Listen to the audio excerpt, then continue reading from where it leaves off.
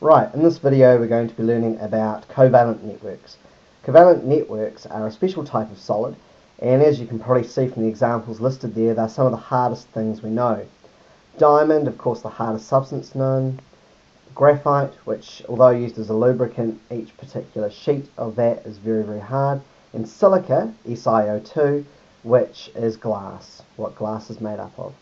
What makes these special is that although the atoms are held together by covalent bonds, the molecules themselves are macromolecules, very, very big, made up of thousands, millions, if not billions of atoms each. And that's what makes them a special class. Diamond and graphite are just examples of what we call allotropes of carbon, which means that they are the same element, carbon, but the atoms are arranged in different ways, and that's what we call an allotrope. There is one more allotrope called a buckyball, which is C60. That's not a covalent network. A buckyball is made up of exactly 60 carbon atoms per molecule, and so that comes into the category of molecular solids, so won't be covered in this video.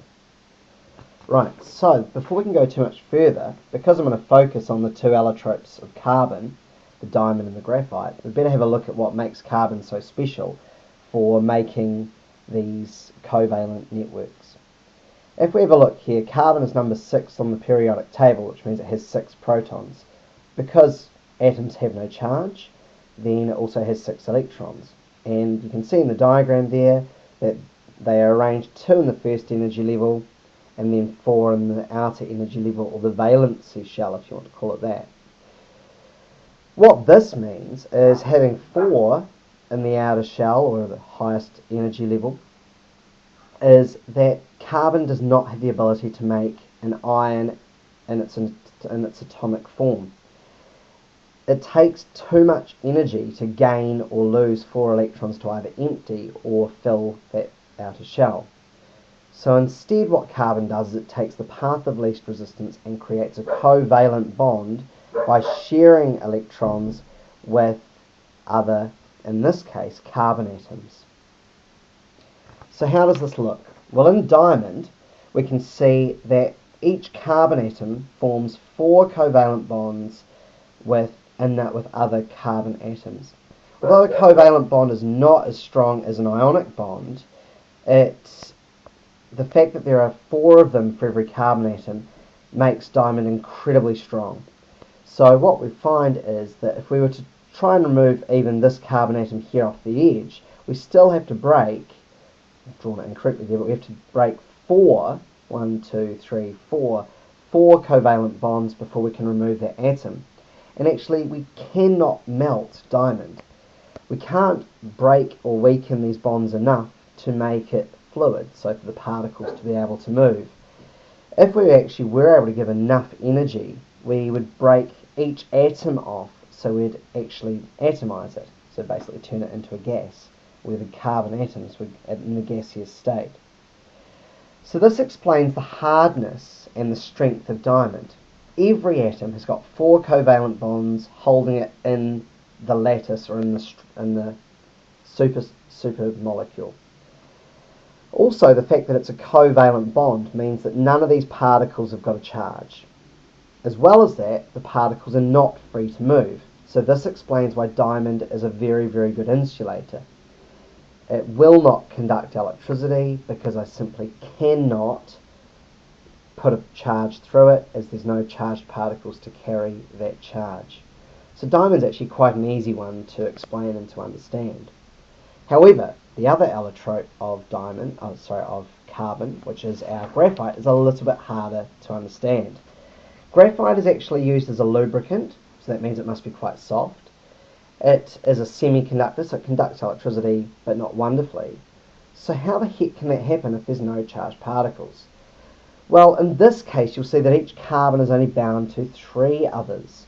So this means that this structure with these little hexagons on it is very, very, very strong. It's hard to break this apart. However, what happens to that extra electron? Well, it actually goes into an area in between. If you imagine this is a sheet, and underneath it there's another sheet that looks exactly the same. The extra electrons go in between. They're delocalized just like the valence electrons of a metal. So what we've got there is an attraction between these two sheets, but it's very, very weak. And so that allows the two sheets to slide across each other, which explains the lubricant structure of graphite. Also, these delocalized electrons, well, they're electrons, so they're charged, and they're delocalized, which means they're fluid or able to move. So that means that these electrons can flow. So if I was to put a negative terminal here and a positive terminal here, then those electrons would be attracted across from this terminal to this terminal, hence conducting electricity. So that is how we can use the structure of graphite to explain its unique properties, being a lubricant and a conductor of electricity, even though it's a covalent network. Just a reminder that the individual sheets are actually very strong because they're held together by carbon atoms, so it's actually quite hard to break that. That's like you snapping your pencil lead. It takes a bit of energy. However, if you scrape your pencil lead onto the bit of paper, that is like rubbing off 3 or 4 or 5 layers at a time, and you can see that that's quite easy to do. So hopefully it's given you a bit of an overview about the covalent networks, and just a reminder, the 3 that we need to know about this year are diamond, graphite and silica. Diamond and graphite have the same sort of structure, so the same sort of properties, and graphite is an allotrope of diamond, which means it has slightly different properties because of the slightly different bonding.